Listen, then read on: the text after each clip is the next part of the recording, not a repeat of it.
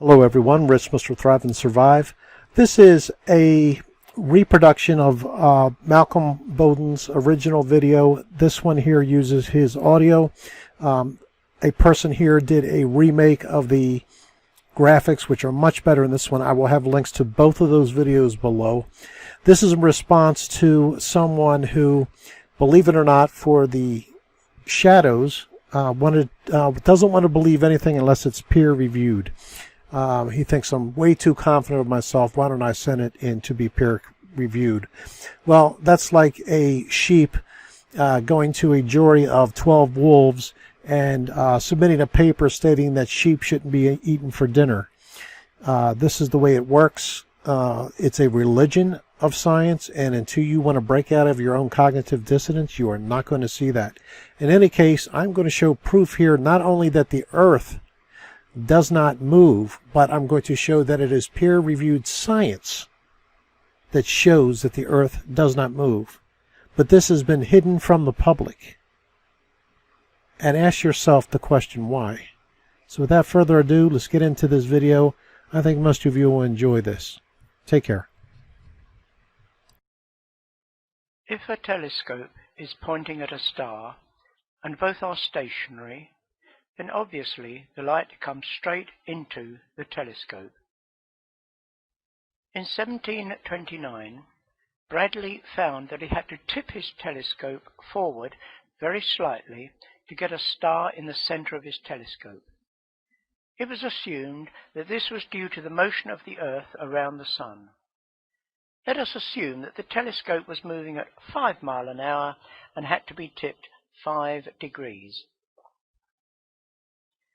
This 5-degree tipping, however, could equally be caused by the ether moving at 5 miles an hour, carrying the stars around the Earth. As we see here, the light would be coming in at the same angle, and the telescope would still have to be tipped 5 degrees. So tipping the telescope does not tell us whether it is the starlight moving or the telescope moving. However, there is a simple experiment that can determine whether it was the Earth that was moving or the ether and starlight. All that you had to do was record the tipping required for any particular star, then fill the telescope with water, which greatly slows down the speed of light in the telescope. So here is the moving telescope filled with water, tipped at 5 degrees, and you can see that the starlight does not now reach the eyepiece at the bottom. This is because the starlight moves much more slowly when passing through water. However, if the telescope is tipped further, say 10 degrees, then the starlight will then be visible again in the eyepiece. It has to be tipped further because the light is now slower when in the telescope. But if the starlight is going past the telescope at 5 miles an hour, then when it is filled with water, no further tipping is needed because the light is coming in at 5 degrees anyway. The starlight stays on the same path but is only traveling slower in the water. To recap, if it is the telescope that is moving, then when it is filled with water, it has to be tipped further to see the star. If the telescope is stationary and the starlight drifting past us, then it does not have to be tipped further. In 1871, George Biddle Airy, the Astronomer Royal, performed this experiment. This is a copy from his original report. You can see that the two readings are virtually identical. If it had been the telescope that was moving, Airy expected a figure of 30 seconds of arc. In fact, he only managed to read 0.8 seconds of arc difference.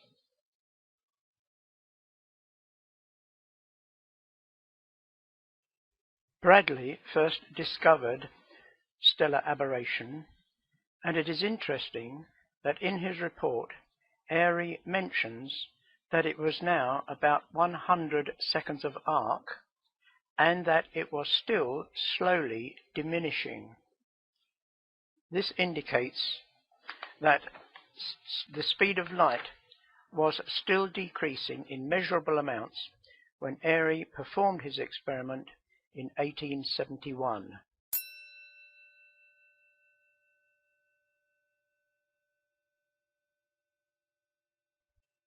Bradley first discovered stellar aberration, and it is interesting that in his report Airys.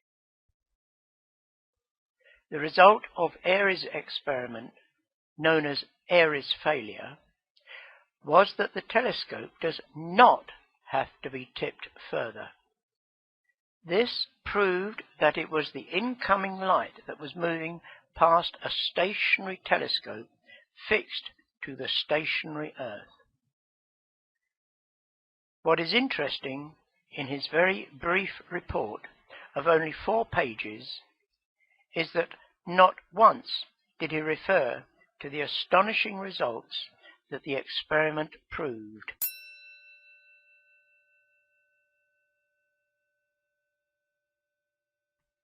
That the Earth was stationary. That the Earth was stationary. This experiment was also dismissed by Wikipedia, which said, Ether drag test, under the main article, Luminiferous Ether. By means of a water-filled telescope, Airys in 1871 looked for a change in stellar aberration through the refracting water due to an ether drag. Like in all other ether drift experiments, he obtained a negative result. This is a gross distortion of the truth. That he did not have to change the angle proved that it was the ether drifting past the stationary surface of the Earth.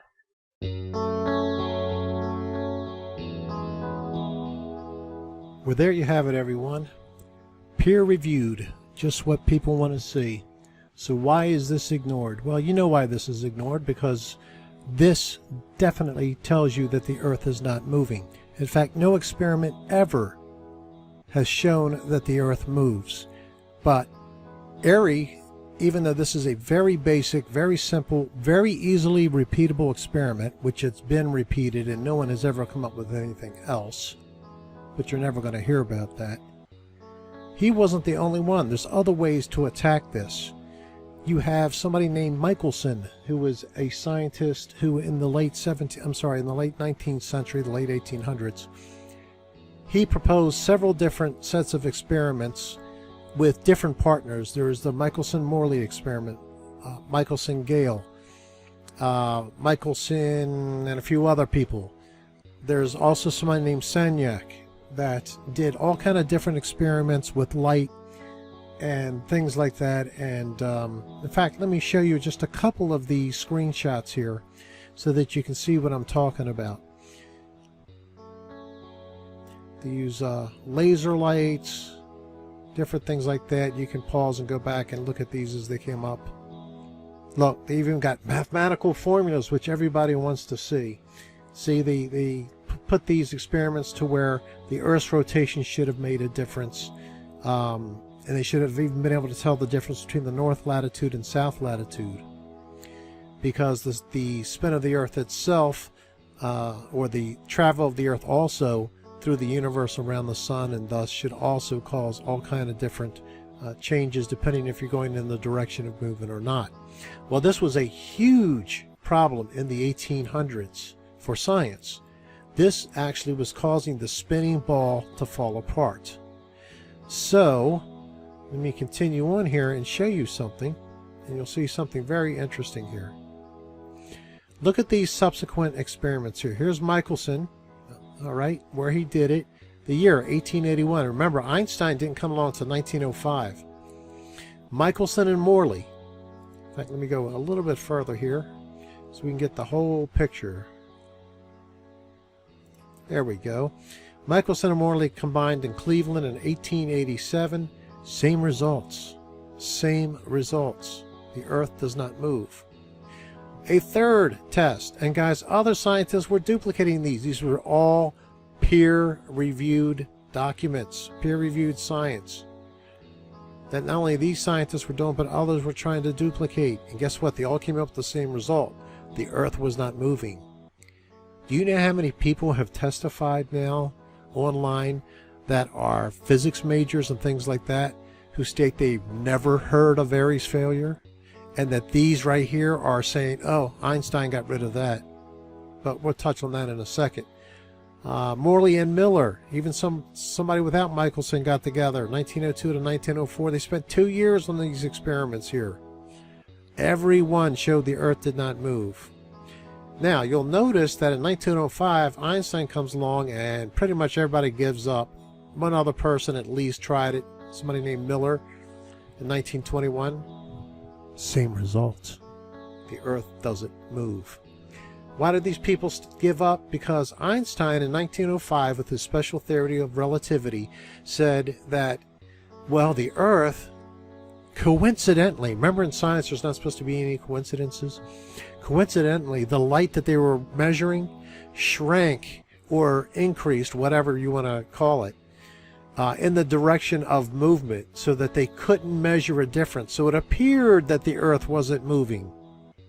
But these guys did all kind of different things. When you go back and look at this, they did all kind of things that were not in the direction of light, so that there should have been a difference. They did it on angles and different things like that. Still, negative result for the Earth moving. These are all peer-reviewed. So if that's what you want, you've got it. So here's the deal. Show me peer-reviewed science that says that the Earth moves. Show it to me. I might believe it. Guess what? It doesn't exist, guys. So you people out there who want to believe in this mainstream science and who want to post comments saying, well, why don't you, you're so confident of yourself, Rich, why don't you send this in and have it peer-reviewed? Why do I need somebody to peer-review the fact that a shadow cannot be smaller than the object that is casting it? Which means if you have a 70-mile wide shadow with a total eclipse, then guess what? The moon can't be any more than 70 miles wide according to the physics of light. And then somebody else pointed out and said, well, did you see there was a bigger shadow they were showing that was going over all of North America? You conveniently forgot about that. That was showing your path of partiality. Partiality. This is where, guys, you ever stood and your shadow is like, I don't know, let's say a building or trees beside you, and the sun's in your face. So you walk over to the part of the tree till the tree is high enough till it blocks the sun in your face. It happens a lot out here in Arizona. You really look for shade a lot. In any case, or even, here's even a better example. You look at a cloud in the distance, you can see that the cloud is casting a shadow and that it's partially over the sun, but it's not where you are. That's not umbra penumbra. The place where it is totally eclipsed, that should equal the width of the casting object. It is not an umbra penumbra. If it was, the sun would be darker, just not totally black where you are. That is not what we see at all. It's a sharp outline, period. So, here's the proof that the Earth is stationary.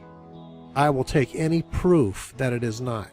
Now, everybody can come on here and say that I'm not intelligent and I'm not smart and whatever. That's fine. I take those arrows. I'm revealing the truth. And guess what? There's treasure stored up for me somewhere for taking those bullets. And I'll gladly accept those bullets. The truth will set you free. Are you willing to accept the truth? Or do you want to choose voluntarily to remain in bondage? God bless each and every one of you. Take care.